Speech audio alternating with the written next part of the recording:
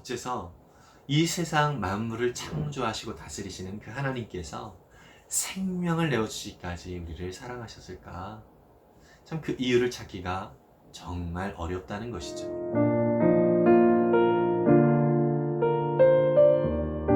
안녕하세요. 이태희 목사입니다. 오늘도 우리에게 새로운 한 주를 허락해 주시고 또 우리를 사랑하셔서 이렇게 말씀을 사모하여 주님 앞에 나올 수 있도록 인도해 주셔서 참 하나님께 감사를 드립니다. 오늘 우리에게 은혜를 주실 하나님의 말씀은 시편 135편 1절에서 14절까지의 말씀입니다. 제가 세번역 성경으로 읽도록 하겠습니다. 할렐루야, 주님의 이름을 찬송하여라. 주님의 종들아 찬송하여라. 주님의 집 안에, 우리 하나님의 집들 안에 서 있는 사람들아, 주님은 선하시니 주님을 찬송하여라. 그가 은혜를 베푸시니 그의 이름 찬송하여라. 주님께서는 야곱을 당신의 것으로 택하시며 이스라엘을 가장 소중한 보물로 택하셨다.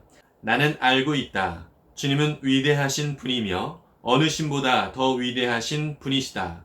주님은 하늘에서도 땅에서도 바다에서도 바다 밑 깊고 깊은 곳에서도 어디에서나 뜻하시는 것이면 무엇이든 다 하시는 분이다.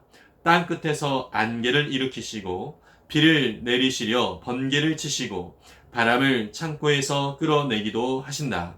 이집트에서 태어난 마지는 사람이든지 짐승이든지 모두 치셨다. 이집트야, 주님께서 표적과 기사를 너희에게 나타내셨다. 바로의 모든 신하에게 나타내 보이셨다. 주님께서 많은 나라를 치시고 힘이 있는 왕들을 죽이셨으니 아모리 왕 시혼, 바산 왕 옥, 가나안의 모든 왕들을 죽이셨다. 주님께서 땅을 당신의 백성에게 유산으로 주셨으니 당신의 백성 이스라엘에게 그 땅을 주셨다. 주님의 이름이 영원히 빛날 것입니다. 주님을 기념하는 일이 대대로 계속될 것입니다. 주님께서 당신의 백성을 변호해 주시고 당신의 종들을 위로하여 주신다. 아멘. 최 사장이라고 하는 분이 지은 지적 대화를 위한 넓고 얕은 지식, 제로라고 하는 책이 있는데요.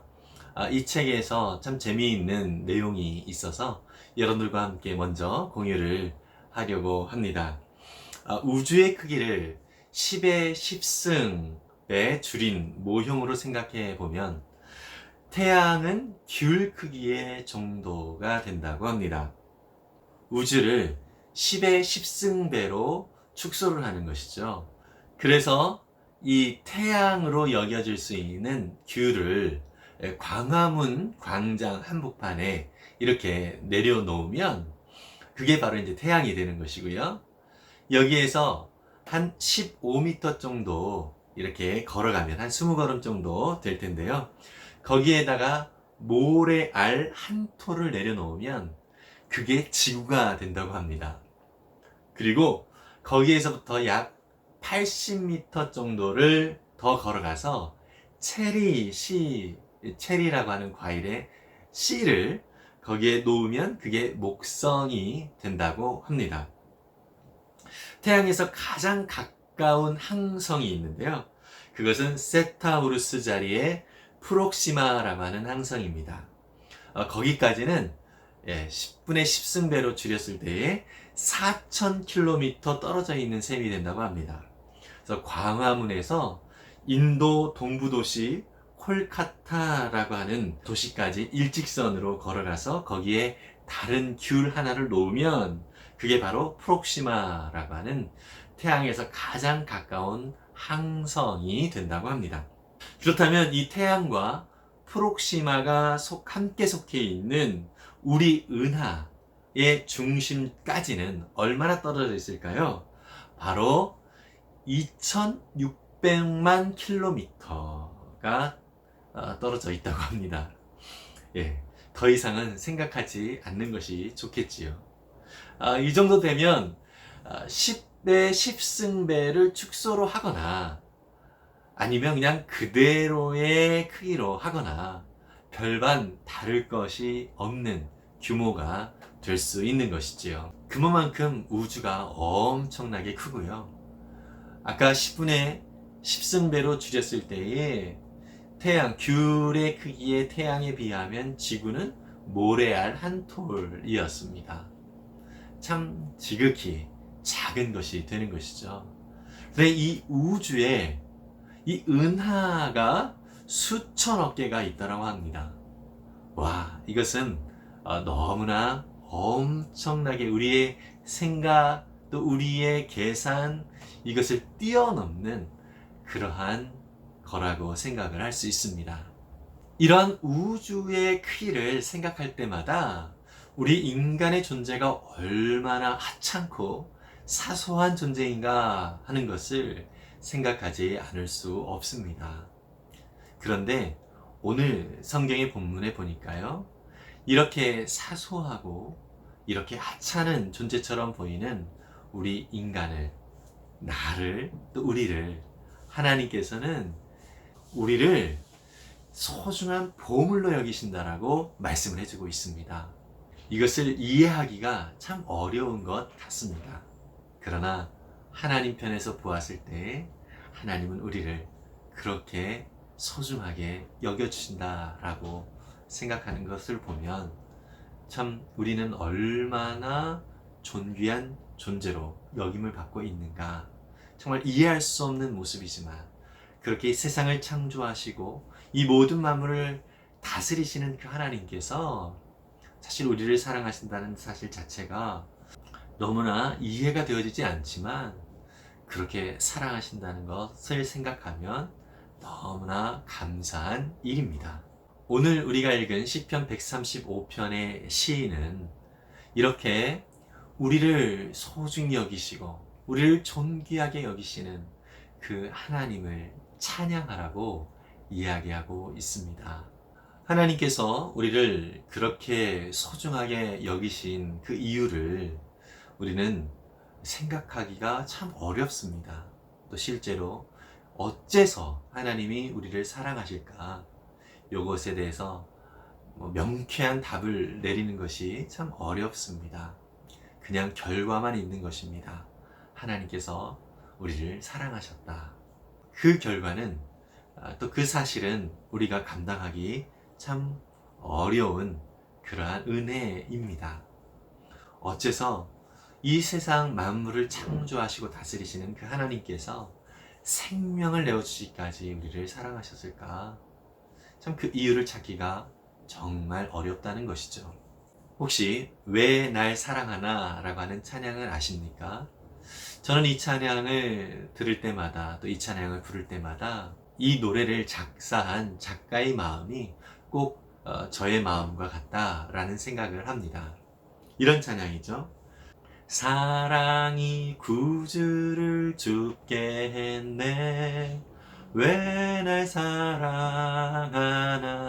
사랑하나 겸손히 십자가 지시었네 왜 날 사랑하나 왜 날 사랑하나 왜 날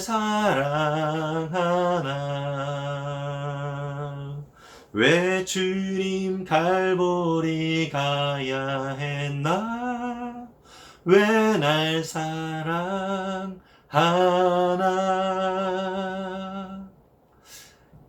왜 날 사랑하나 라고 하는 가사가 계속 반복이 되는데요. 참 그 이유를 우리가 알 수 없습니다. 하나님께서 그냥 나를 사랑하셔서 십자가에 죽음까지 내어주셨다라고 하는 이 결과만 우리는 알고 있는 것이죠. 참 그 사랑을 우리는 받고 있다라고 하는 이 사실에 우리는 참 감사하고 또 그 하나님께 찬양하지 않을 수가 없습니다. 오늘 시편 135편의 시인은 바로 그러한 하나님을 찬양하고 있습니다. 하나님은 그 백성들을 내가 사랑한다 라고 말씀하실 뿐만 아니라 실제로 어떻게 사랑하셨는지를 역사를 통해서 또 우리의 삶의 모습을 통하여서 증명을 해주고 계시는 분이십니다. 오늘 본문 속에서도 하나님께서 이스라엘 백성들을 택하셨을 뿐만 아니라 그들이 노예로 살고 있는 애굽 땅에서, 이집트 땅에서 그들을 어떻게 구원하셨고, 또 그들을 어떻게 인도하여 주셨고, 또 그들을 어떻게 약속의 땅까지 인도하셨고 이끌어 주셨는지를 구체적으로 말씀하고 또 찬양하고 있는 것을 볼 수 있습니다.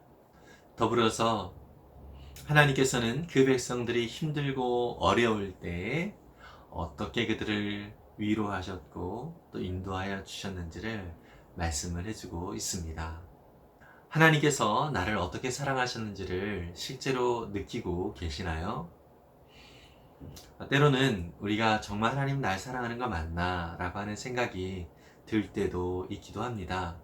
하지만 그것은 우리의 감정이지 하나님은 우리를 사랑하시는 것을 한순간도 놓치지 않으신 분이십니다. 그 하나님은 오늘도 우리를 사랑하시고 또 오늘도 우리에게 그 사랑을 보여주고 계시는 분이십니다. 그래서 곰곰이 한번 우리의 인생을 돌이켜 보았으면 좋겠습니다. 하나님께서 나의 삶을 어떻게 인도하여 주셨고 또 어떻게 나의 삶 가운데 역사하시고 또 위로하시고 또 나의 삶에 어떻게 은혜로 채워주셨는가, 이러한 것들을 한번 우리가 세밀하게 살펴보면 참 좋겠습니다. 우리는 하나님 앞에서 참으로 연약하고 또 부족하고 또 실수와 실패를 많이 하는 그러한 사람들입니다. 그럼에도 불구하고 하나님은 우리를 끝까지 사랑하신다라고 말씀하십니다. 그 사랑을 받고 있는 자가 바로 저와 여러분들이라고 하는 것이죠. 그래서 우리는 너무나도 소중한 존재라고 하는 것을 늘 기억하기를 바랍니다. 때로는 우리의 문제 앞에서 우리는 정말 하나님이 계시는 건 맞는가 라고 하는 생각이 들 때도 있지요. 그러나 하나님은요, 우리의 문제들을 그냥 방관만 하시는 분이 아니라 그 문제 가운데서 함께 그것을 해결하시기 위하여 오늘도 일하고 계시는 하나님이시다는 사실을 우리가 꼭 기억했으면 좋겠습니다. 하나님은 소중한 보물된 저와 여러분들을 그냥 놔두지 않으신다라고 하는 것이죠. 진짜 보물이 진짜 보물로서의 모습을 온전히 보여줄 수 있도록 하나님은 오늘도 우리를 그렇게 다듬어 가신다는 사실을 꼭 잊지 않기를 바랍니다. 여러분 혹시 낡은 바이올린에 관한 이야기를 아십니까? 쓰레기장에 버려진 하나의 바이올린에 대한 이야기인데요. 정말 보잘것없고 또 쓸모없는 바이올린이지만 이 바이올린을 정말 훌륭한 바이올리스트가 이것을 가지고 튜닝을 하고 또 연주를 했을 때에 엄청나고 귀한 바이올린으로 바뀌어집니다. 이 세상은 우리를 하찮고 초라한 존재로 평가할 수 있습니다. 그러나 우리는 하나님 앞에서 절대로 초라한 존재가 아니라 하나님의 택하심을 받은 사람들이고 또 하나님의 참 소중한 보물이라는 사실을 우리가 늘 마음에 간직하고요. 오늘도 하나님 안에서 당당하고 또 우리를 소중하게 여기신 그 하나님 앞에 감사와 찬양을 드리면서 살아가는 귀한 은혜의 날이 되기를 간절히 바랍니다. 기도하겠습니다. 사랑의 주님, 주님께서 우리를 사랑하여 주시고 또 우리를 정말 소중하게 여겨 주셔서 우리를 이 땅 가운데 엄청나고 귀한 존재로서 소중한 보물이라고 여겨 주시니 참 감사합니다. 주님, 우리는 연약하고 또 실수와 실패를 많이 하는 그러한 존재임에도 불구하고 이 죄 가운데 있을 수밖에 없는 우리를 구원하셨을 뿐만 아니라 정말 소중한 보물로서 이 땅 가운데 살아갈 수 있도록 우리를 인도해 주시고 또 우리를 위로해 주시고 또 우리를 붙들어 주시는 주님께 감사드립니다. 주님, 오늘 우리의 상황과 환경이 어떠하든지 우리를 소중히 여기시는 그 주님 앞에서 우리가 얼마나 귀한 존재인지를 다시 한번 스스로 돌아보면서 오늘 우리 가운데 주어진 모든 삶을 주님과 동행하며 기쁨과 감사함으로 또 우리에게 주어진 사명을 따라 살아가도록 인도해 주시옵소서. 오늘 우리 모든 삶을 통하여 영광 받으실 주님을 찬양합니다. 감사드리며 예수님의 이름으로 기도했습니다. 아멘. 우리는 정말 하나님의 소중한 보물입니다. 그렇지만 우리의 현실은 우리를 그렇게 가치 있는 존재로 보지 않도록 자꾸 방해할 수도 있습니다. 그래도 우리가 현실을 보기보다는 우리를 사랑하시는 그 하나님을 더욱 바라보면서 하나님 안에서 오늘도 기쁨과 감사함으로 찬양을 드리면서 하나님을 높이는 그러한 저와 여러분들의 삶이 되기를 간절히 바랍니다. 하늘 복 많이 받으세요. 샬롬.